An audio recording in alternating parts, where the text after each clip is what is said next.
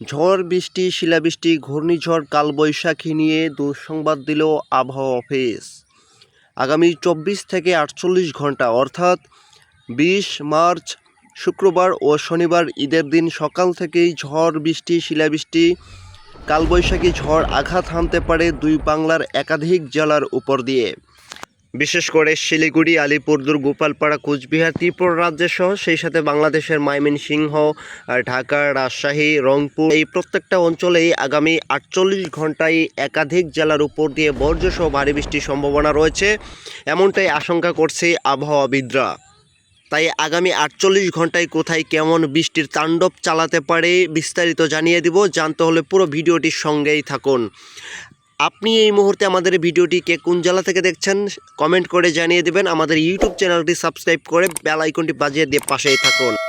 প্রিয় দর্শক, এই মুহূর্তে আমরা সরাসরি চলে এসেছি মেঘমালা চিত্রে। আমরা যদি প্রথমে লক্ষ্য করি যে রাজশাহী বিভাগের অঞ্চলগুলোর আশপাশ দিয়ে কিছুটা বর্জ্যবাহী মেঘের উপস্থিতি আমরা দেখতে পাচ্ছি। এছাড়া যে রংপুর বিভাগ রয়েছে, রংপুর, ভারতের উত্তরবঙ্গের শিলিগুড়ি, আলিপুরদুয়ার, বিরাটনগর, কোচবিহার এইসব অঞ্চলের আকাশটাও বেশ পরিষ্কার লক্ষ্য করা যাচ্ছে। তেমন কোনো বর্জ্যবাহী মেঘের উপস্থিতি আমরা দেখতে পাচ্ছি না এই মুহূর্তে। তবে প্রিয় দর্শক, একটা দুঃসংবাদ হচ্ছে এই মুহূর্তে ভারতের দক্ষিণবঙ্গে কিন্তু ভারী মেঘের আনাগোনা লক্ষ্য করা যাচ্ছে। তার সাথে বজ্র বিদ্যুৎ সহ কিন্তু একটা অবস্থান ঘোরাঘুরি করতেছে ভারতের দক্ষিণবঙ্গের এদিকে, বিশেষ করে জামশেদপুর, খড়গপুর, রাঞ্চি, ধানবাদ, দুর্গাপুর এদিকে কিন্তু দেওঘর, মালদা এইসব অঞ্চলগুলোর আকাশ এই মুহূর্তে কিন্তু বজ্রবাহী মেঘে ঢাকা রয়েছে। এই মেঘটা যদি শক্তিশালীভাবে রূপ নিতে পারে পরবর্তী 24 থেকে 48 ঘন্টার মধ্যে ঢাকা এবং কি রংপুর, সিলেট এই অঞ্চলগুলোর উপর দিয়ে কিন্তু অতি ভারী বৃষ্টি হওয়ার একটা সম্ভাবনা কিন্তু লক্ষ্য করা যাচ্ছে। এই মেঘটা আস্তে আস্তে এই ভারতের উত্তর দক্ষিণ হয়ে পরবর্তী সময়ে দেখা যাচ্ছে যে রাজশাহী এবং কি সিলেট, ঢাকা বিভাগের উপর দিয়েই কিন্তু অবস্থান নেবে। প্রিয় দর্শক, এই মুহূর্তে আমরা সরাসরি চলে এসেছি বর্জ্য এবং বৃষ্টি মোডে। আমরা এখন দেখব যে আগামী 48 ঘন্টায় কোথায় কোথায় বর্জ্য এবং ভারী বৃষ্টি হওয়ার সম্ভাবনা কিন্তু রয়েছে। বিশেষ করে ঢাকার কিছু অঞ্চলে, তার পাশাপাশি কৃষ্ণনগর, খুলনা, বরিশাল, কলকাতা, বরগুনা এইসব অঞ্চলগুলোর দিয়ে কিন্তু অতি ভারী বৃষ্টি এবং বজ্রবাহী বিদ্যুৎ চমকানো সহ কিন্তু অতি ভারী বৃষ্টি হওয়ার সম্ভাবনা লক্ষ্য করা যাচ্ছে। বিশেষ করে খুলনা, যশোর, লংদু, রায়জোর, তারপর হচ্ছে ফরিদপুর, এইদিকে রয়েছে পাবনা, তারপরে কৃষ্ণনগর, বাগমারা, তারপর হুগলি, কলকাতা, কলারঘাট, তারপর রয়েছে খড়গপুর, হালদিয়া, বালেশ্বরী এই অঞ্চলগুলোর উপর দিয়ে প্রতি ঘন্টায় দেখা যাচ্ছে যে 5 থেকে 10 মিলিমিটার পর্যন্ত অতি ভারী কালবৈশাখী ঝড় হতে পারে এই সব অঞ্চলগুলোর উপর দিয়ে শুক্রবার সকাল 8টার দিকে। এছাড়া আমরা দেখতে পাচ্ছি যে রাজশাহী বিভাগের এইদিকে তেমন বৃষ্টির সম্ভাবনা নেই, কোথাও কোথাও হালকা মাঝারি বৃষ্টির সম্ভাবনা রয়েছে। রংপুর বিভাগেও তেমন সম্ভাবনা নেই। তবে আবার ভারতের উত্তরবঙ্গের এদিকে কিন্তু অতি ভারী বৃষ্টির সম্ভাবনা কোথাও কোথাও লক্ষ্য করা যাচ্ছে। বিশেষ করে ধুবড়ি, গোপালপাড়া এদিকে রয়েছে আলিপুরদুয়ার, গুয়াহাটি, বৌকো এইসব অঞ্চলগুলোতে কিন্তু আবার অতি ভারী বৃষ্টির সম্ভাবনা লক্ষ্য করা যাচ্ছে।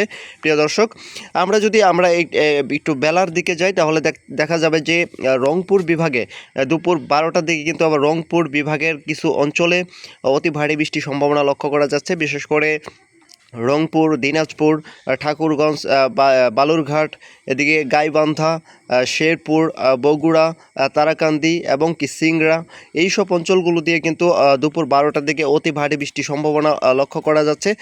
এছাড়া ভারতের ত্রিপুরা রাজ্যের এইদিকেও কোথাও কোথাও দেখা যাচ্ছে অতি ভারী বৃষ্টির সম্ভাবনা রয়েছে। তারপর আমরা যদি একটু ময়মনসিংহ বিভাগে দেখি, ময়মনসিংহ বিভাগের আকাশটা বেশ পরিষ্কার, কোথাও তেমন বৃষ্টির সম্ভাবনা লক্ষ্য করা যাচ্ছে না। তবে প্রিয় দর্শক, আবার কুমিল্লা, খুলনা, বরিশাল, বরগুনা, চট্টগ্রাম, লংদু এইসব অঞ্চলগুলোর দু এক জায়গায় কোথাও কোথাও 2 থেকে 5 মিলিমিটার পর্যন্ত হালকা মাঝারি বৃষ্টি হওয়ার সম্ভাবনা রয়েছে। এছাড়া কলকাতার এদিকে যদি লক্ষ্য করি তাহলে আমরা দেখতে পাচ্ছি কলকাতার এদিকেও তেমন বৃষ্টির সম্ভাবনা নেই। তো আমরা যদি শনিবার মানে সকাল ঈদের দিন সকাল 8টা বা 9টার দিকে যাই তাহলে আমরা দেখতে পারবো ঈদের দিন কিন্তু প্রায় বাংলাদেশের ৮ বিভাগের ৬৪ জেলা এবং ভারতের পশ্চিমবঙ্গ এবং উত্তরবঙ্গে কিন্তু বেশ অনেকগুলো জেলাতে অতি ভারী বৃষ্টির সম্ভাবনা রয়েছে। আমরা ঈদের দিন সকাল ৭টার দিকে চলে এসেছি।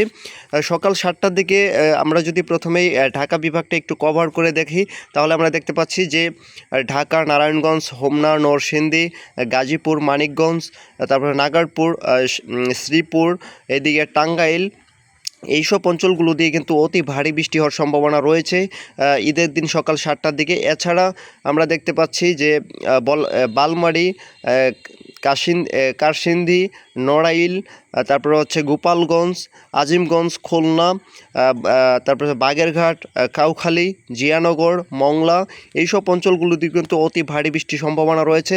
এছাড়া আমরা দেখতে পাচ্ছি সাইমনগর, সাতক্ষীরা, তারপর হচ্ছে হুগলি, যশোর, এদিকে কৃষ্ণনগর, তেতলা, এইসব অঞ্চলগুলোর উপর দিয়ে কিন্তু অতি ভারী বৃষ্টির সম্ভাবনা রয়েছে শনিবারের দিকে। এছাড়া যে সিলেট বিভাগের আকাশটা যদি আমরা একটু লক্ষ্য করি, সিলেট বিভাগে তেমন একটা বৃষ্টির সম্ভাবনা নেই ঈদের দিন সকাল ৭টার দিকে। তবে আবার রংপুর বিভাগে কিন্তু আবার অতি ভারী বৃষ্টির সম্ভাবনা লক্ষ্য করা যাচ্ছে। রংপুর, ধুবড়ি, এদিকে তোড়া, গাইবান্ধা, বালুরঘাট, দিনাজপুর, এদিকে রয়েছে রায়গঞ্জ, ঠাকুরগঞ্জ, কিশোরগঞ্জ, পঞ্চগড়, এইসব অঞ্চলগুলোর কোথাও কোথাও অস্থায়ীভাবে দমকা হাওয়া বয়ে যাওয়ার সম্ভাবনা রয়েছে। আবার কোথাও কোথাও অতি ভারী বৃষ্টি হওয়ার সম্ভাবনা রয়েছে রংপুর বিভাগের এদিকে। তবে আমরা যদি একটু দুপুর 12টার দিকে একটু লক্ষ্য করি, তাহলে আমরা দেখতে পাচ্ছি দুপুর 12টার দিকে কিন্তু আবারও সেই ঢাকা, খুলনা, কুমিল্লা, বরিশাল এবং চট্টগ্রাম, কক্সবাজার, এদিকে বরগুনা, খুলনা সহ এবং কি দুপুর 12টার দিকে আবারও কিন্তু কলকাতার এদিকে বৃষ্টির সম্ভাবনাটা একটু বেড়ে যাবে। এইসব অঞ্চলগুলোর উপর দিয়ে কিন্তু প্রতি ঘন্টায় 3 থেকে 5 মিলিমিটার পর্যন্ত বর্জ্য বৃষ্টি হওয়ার সম্ভাবনা লক্ষ্য করা যাচ্ছে। এছাড়া কলকাতা বিভাগে কলকাতা, তারপর হচ্ছে বর্ধমান, কৃষ্ণনগর, তারপর হচ্ছে সালর, তেতলা, বলপুর, এইসব অঞ্চলগুলোর উপর দিয়েও কোথাও কোথাও অস্থায়ীভাবে দমকা হাওয়া সহ বর্জ্যবাহী মেঘের বর্জ্য বৃষ্টি হওয়ার সম্ভাবনা কিন্তু লক্ষ্য করা যাচ্ছে কলকাতার এই দিকে। তবে রাজশাহী বিভাগে দুপুর 12টার দিকে তেমন বৃষ্টির সম্ভাবনা নেই, তবে কোথাও কোথাও আকাশটা হালকা থেকে মাঝারি বৃষ্টি হওয়ার সম্ভাবনা রয়েছে। দুলিয়ান, মালদা, এদিকে রয়েছে শিবগঞ্জ, বালুরঘাট, তারপর হচ্ছে গাইবান্ধা, দিনাজপুর, রায়গঞ্জ, এইসব অঞ্চলগুলোর উপর দিয়েও কোথাও কোথাও হালকা মাঝারি বৃষ্টি হওয়ার সম্ভাবনা রয়েছে। তবে কিশোরগঞ্জ, পঞ্চগড়, ঠাকুরগঞ্জ এই দিকে কিন্তু আবার অতি ভারী বৃষ্টির সম্ভাবনাও কিন্তু লক্ষ্য করা যাচ্ছে প্রিয় দর্শক।